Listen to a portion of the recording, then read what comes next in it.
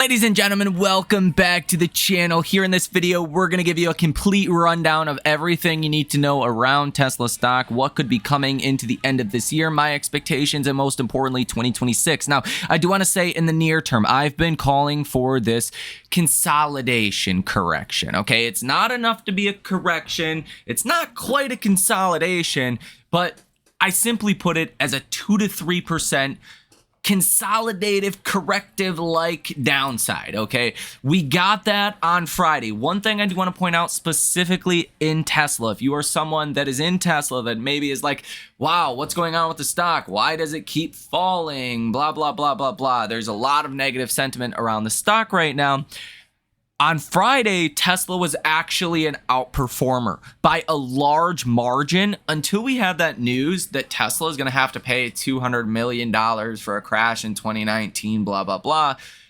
They're going to appeal that. That's a non-event. It shouldn't, logically shouldn't have moved Tesla stock in the first place.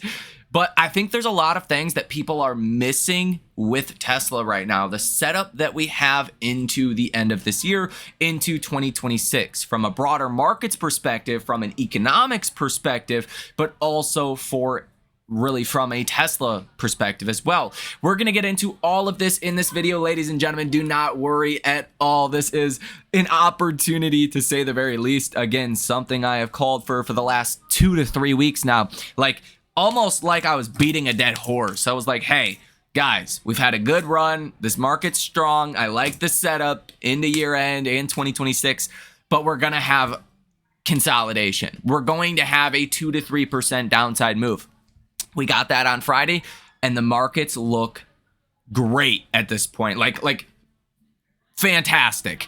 So we're going to get into all of it here in this video. I do also have a clip from CNBC I want to share with you. One of the top analysts in the world, Jefferies' David Zervos, says investors should not be nervous after today's sell-off, referencing the sell-off that we seen on Friday. And I wholeheartedly agree with that statement. Ladies and gentlemen, hit that like button and subscribe to the channel if you have not done so already. Quickly, if you would like to come join the trading community, the best community in the entire world, check out that link down below in the description of this video. Now, what I have done in my career so far on Wall Street, quote unquote, being an investor, is going out, finding underlooked opportunities in main themes, right? The themes change. It was cannabis stocks in 2017, 2018. In 2019, it was small caps, kind of generally. Biopharmas were doing very well at the time. 2021, it was technology, it was COVID, vaccines, manufacturers of vaccines, plays like Zoom, okay? Nowadays, it's all about AI, and it's going to be about AI for the next 10 years. There is a lot of small cap AI stocks that are doing huge things that are under the radar and under discovered. I talk about the winners all the time. Nebius, Novartis Semiconductor, Applied Digital, IONQ, even quantum computing was a main theme. We just started a small position in one of the only companies that is allowed to enrich uranium in the US. Yes, the stock is up quite a bit, but I do think there's a lot of potential there. We're doing this, okay? There's one AI retail stock that has no competition, that is literally undiscovered by definition. Wall Street does not own any of it. Citadel just took a 7% stake in the company. Still, Wall Street doesn't know about it. The stock is still down 70% from its SPAC. Okay, that should give the stock away. But if it does not, check out that link down below in the description of this video. I do think after that stock reports earnings, August, it's gone. It's not coming back, okay? I put 75 grand into it. Not financial advice, not a financial advisor. Contact a financial advisor if you have any questions. Do not be a jackass, okay? I'm excited. I'm geeked up. I love what I see in markets right now and the opportunities that I see. But I could lose all of my money, and that is the risk that I'm taking. If you are 65 years old, you should not put your entire retirement into some of these stocks unless you are willing to obviously lose it all, which is not a wise financial decision. So that is the disclaimer here. Do not be a jackass. You know what is right for yourself and your own financial position. With that said, ladies and gentlemen, let's get into today's episode. First and foremost, again, let's talk about where the markets are at right now. The markets generally have done very well. We've been due for a 2 to 3% downside consolidation literally picture perfect, okay? Couldn't get any more picture perfect. We're literally there now. You're down like 2.74% from all-time highs. I think the downside is over with at this point. Now, are we going to shoot straight back up to new all-time highs? I don't know. From a trade perspective, China, Canada, Mexico, and Europe are the only countries that really matter. The UK as well, but that deal's been done for a while. And UK is technically not part of like the EU. They have their own trade negotiations with us from that perspective. So the trade situation is virtually over with. Canada has a 35% tariff on them. We need to figure that out. We still have to iron out the details and final deals between Europe and China, but it's essentially over with at this point. So that, cross it off on the list of, fear catalysts for markets. Right now, it's all about the economy. It's all about the jobs market. The U.S. economy is so diverse, so big, so inclusive, if you will. You don't just walk into recessions, okay? You can have a slowdown here and there, and I think that's what we're kind of in right now. I think we've been in a slowdown for years. Like, this has been a process for a while now. I don't see things now as any worse than they were 6 months ago, or a year ago, or 24 months ago, okay? People don't have money. People are buying what they have to buy. They're not splurging. They're buying Christmas gifts, but they're not, you get the idea. Things are kind of normal in the sense of the last couple of years. There hasn't been a dramatic degradation in the economy from tariffs or from Trump's policies or blah, blah, blah. That just sounds asinine to me, okay? So from a economic perspective, things are kind of status quo right now. Now, Wall Street got fearful on Friday because of what could happen to the economy, and that is a story to watch for. If things get worse in the economic data, that's not great. You want to see inflation obviously continue to come down, but I don't see us going into a recession. And that is the biggest risk at this point. It's not that, oh my gosh, AI is a bubble or there's too much euphoria. No, I've heard a lot of Wall Street talk about this whole euphoria thing. And I think a lot of people are just mad they're not in markets, right? A lot of Wall Street got spooked out and they had to sell during the 20% crash. Because of what was going on at the time, their risk management parameters, they had to sell. And they did not get into markets until it was too late. So I think a lot of Wall Street has a heavy bias to what's actually happened in their portfolios, okay? For an example, the trading community's portfolio is up 61% year to date. At the high, it was up, again, 94.5%. Let me tell you, we're doing high risk, high reward kind of stuff over here. We're trying to grow this portfolio to $1 million by 2027, okay? That is the kind of stuff we're doing. I think, personally from experience, going out, finding stocks that say are pure play AI stocks growing at 200%, and you can look at another pure play AI stock growing at 200%, for an example. Just one of them has no exposure on Wall Street, no institutional ownership, blah, blah, blah, mark all the boxes, okay? Check all the boxes. And you could say, this one's trading at half or a third of the valuation of this one just because it's undiscovered. That is valuation arbitrage from my perspective, unless something changes in the broader economy, unless we go into a recession or, inflation goes crazy. There needs to be a bunch of rate hikes or something like that. I do not see that as happening at this current moment. So where does that leave us? I think that leaves us with a trade situation that's basically over with, okay? An economy that's status quo, that people just got fearful about, there's going to be these moments, okay? But not enough to, kill this market. I think we're heading into a situation where we're about to get a bunch of rate cuts. Technically, Wall Street is pricing in a cut in September, October, and December, okay? The December one's very close. It's like 43% chance of 3 cuts by December and like a 41% chance of only 2 cuts by December. So it's close. Doesn't really matter from that perspective, okay? Next year, we're going to get a bunch of rate cuts. The consumer hopefully can start to get better. No tax on tips, no tax on overtime, 100% capital expenditure deductions on, tax returns, writing off interest on car loans mixed with the bigger than expected deficit. All of this should be stimulative for the economy, stimulative for the consumer, and hopefully people can start to get back on better footing, okay? ultimately, I think earnings are going to be great, right? I don't think there's any issue with that. And ultimately, stocks revolve around earnings. Now, the multiple in which people are willing to pay for earnings can fluctuate with rate cuts and how strong the economy is, blah, blah, blah. But again, back to my point, Wall Street missed out on this rally. They are chasing at this point. And if you really want a metric of euphoria in markets, it's not looking at the headline S&P with mega cap companies that have very predictable earnings. It is by looking at the Russell.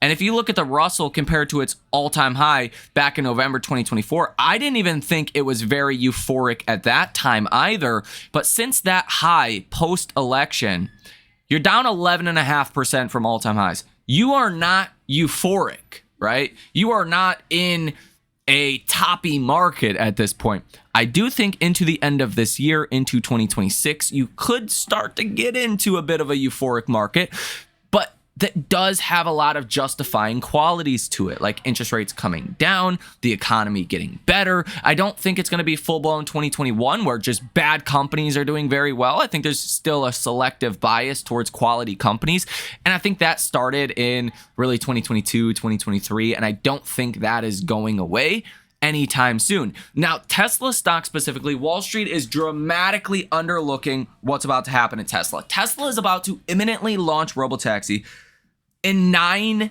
additional states, okay? Wall Street is not pricing this in. They are not expecting this. They are going to be caught off guard by this. Now, what's interesting right now is retail is kind of bearish on Tesla more than normal, but hedge funds and institutions are buying a lot of very bullish option activity for Tesla. They are covering on short positions. All of the interworkings of Tesla stock look very positive and constructive from that perspective. Institutions getting more and more bullish on Tesla. I mean, look at just the overall sentiment, right? Tesla is going to have a lot easier time exceeding expectations with sentiment as low as it is. Now, I think a lot of people also forget with rate cuts, who benefits the most? It is a company like Tesla. And I do think there can be upside to earnings expectations heading into next year with what could be multiple expansion for high beta companies like Tesla, high growth, long-term companies, where you could actually see Tesla's estimates start to rise quite a bit for 2026 into the end of this year. We know stocks trade off of forward expectations, so that, a rise in earnings expectations into the end of this year is going to, help Tesla stock at the end of this year. I think, again, as I said in the last video, the stock is pricing in about a 28% move up or down into year end. So you're pricing in Tesla anywhere on the high side being around $388 per share, on the low side being, around 220 or so. I would take the former on that. I would take the upside view on that. And I do think once you start to really run, once you break out of this technical pattern, you could run well into the 400s. And again, it's like one of those things, right? Like 2021, Wall Street was willing to look out like 5 years for Tesla's growth story. Right now, we're barely willing to look out 2 quarters. Like, nobody cares what's going to be happening a year from today in August of 2026. Nobody gives a rat's ass about that, okay? As rates start to come down, as the economy looks better, as estimates for Tesla start to go up, you'll start to extend that time horizon, thus create more present day value based on expectations in the future. And I do think that's really going to start to ramp up into the end of this year. Also, other things to consider is the Model 2 is coming. That is going to help boost those expectations. But also, Elon Musk is about to get a new compensation package. What happened the last time Elon Musk got a ridiculous, quote unquote, compensation package? Well, he smashed it. Tesla beat all expectations by like 2x what was expected, okay? Like, it was a low bar for Elon's standards. Well, what do you think is going to happen this time around when the Tesla board sets compensation package tiers at 2 trillion market cap and 3 trillion and 5 trillion, 7 trillion, 10 trillion? Wall Street's going to give it a little bit more of a credible kind of roadmap because now you're setting a goal to reach, okay? Much the same way as a human mind, okay? You could take the same mind, and I'm gonna reference Earl Nightingale here. If you guys have not listened to this clip, it changed my life like 8 years ago. Type into YouTube, The Strangest Secret, and The Strangest Secret technically, but it's The Strangest Secret in the World by Earl Nightingale. And it'll change your life. Let me just tell you that. But basically, I mean, even from a human perspective, your mind is very capable. If you plant a worthwhile, worthy, positive goal, inevitably you're going to reach it. Like 99.999 times out of, 100, okay? You're going to reach that goal. If you plant a bad goal, you're going to reach that as well.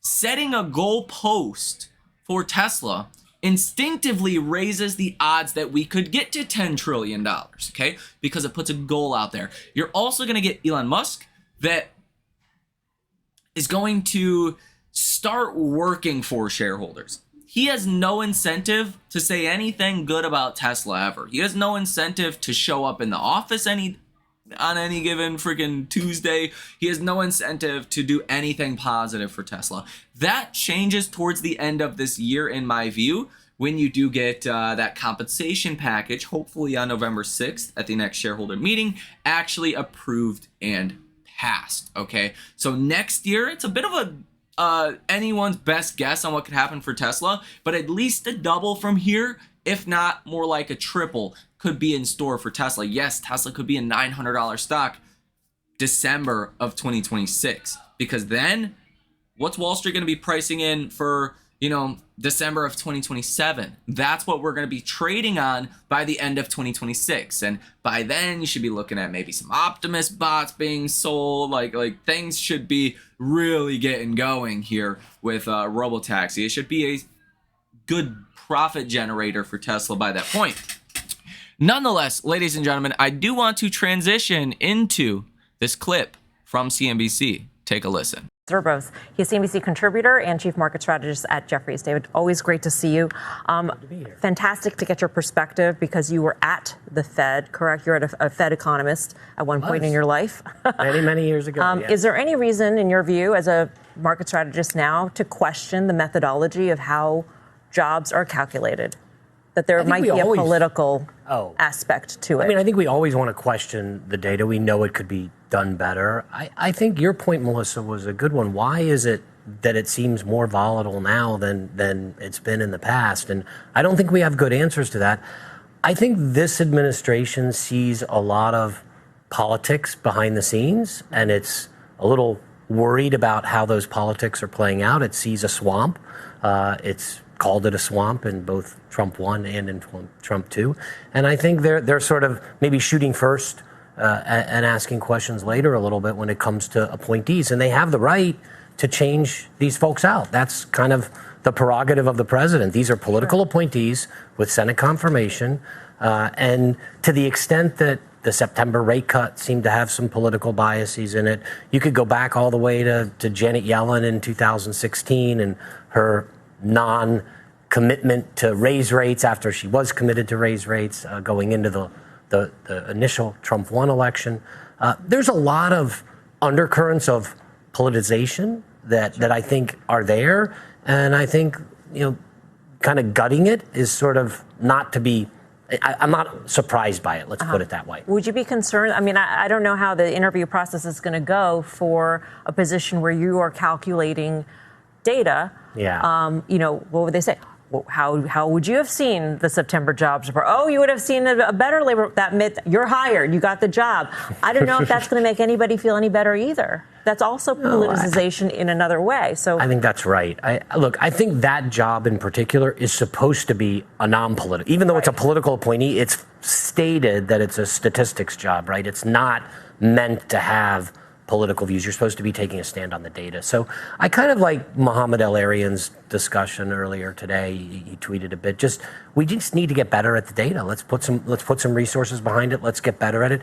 This is just, I think, more about a failure about getting these numbers right and looking, at anybody's job performance. If you're having that many revisions, maybe it is time for a change. Right. And I think that's a fair way to look at this one. David, I'm trying to look at catalysts for the market. So when we look at the trade deals, 70% or thereabouts have been inked. Yeah. Not that they've been finalized, but they've been inked. What are we looking for the China deal? And when do you think that gets done? Best case scenario, and is that the next catalyst for the market? I mean, I think the Secretary of the Treasury made it very clear this is happening fast. They're looking at the European deal, they're looking at the Japanese deal, and they're probably like, holy cow, that happened faster and more aggressively than we thought, and they need to make a move. So I think that's all going to happen relatively quick. The question really is, how important is it for the market? Because the initial, when we were back in April and we were here and the world was going crazy, the impact was huge. And now it's just people are looking at this and going, okay, I get it.